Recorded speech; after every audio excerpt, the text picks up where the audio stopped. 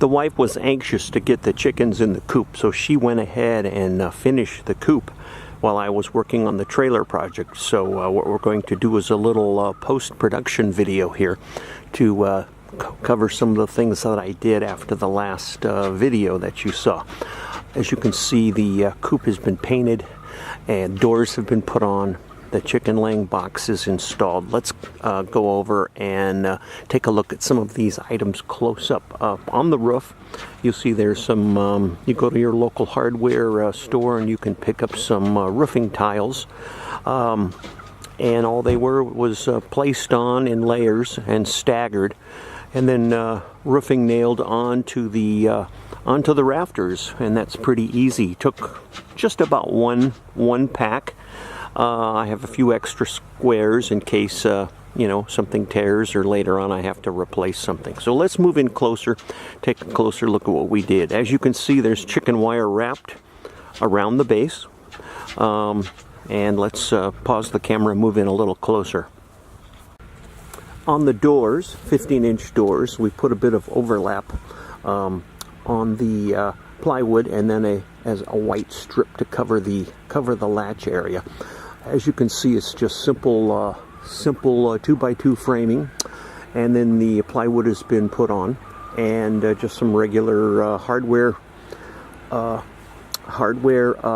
hinges put on. So real simple on the doors. Let's move in and take a look at the inside of the coop. Here's the chicken laying boxes, just basically some dry grass. That chicken box sort of slides into that 4-inch by 28-inch cutout, and you can then remove it for cleaning. There's a simple, just a 2x2 piece of wood to brace it up, so when the chickens get up in there to lay eggs, it holds the laying box steady. Let's pan the camera up a little bit. Hopefully you can see in the reduced light up in the where the top of the frame of the base and the rafters start. We purposely left a gap there on both sides, and as you can see, there's some very fine 1/4-inch mesh screen stapled on both sides, and then up in the top of the rafters. Let me pan over there. Up there's also screen, and the whole purpose of this fine mesh screen is to keep the rodents out of the chicken coop. And the whole outside of the chicken coop is framed in, so with chicken wire and stakes, so the chickens can run free outside, and the rodents and coyotes, etc., are kept out of the coop. Here's another view of the outside of the rafters.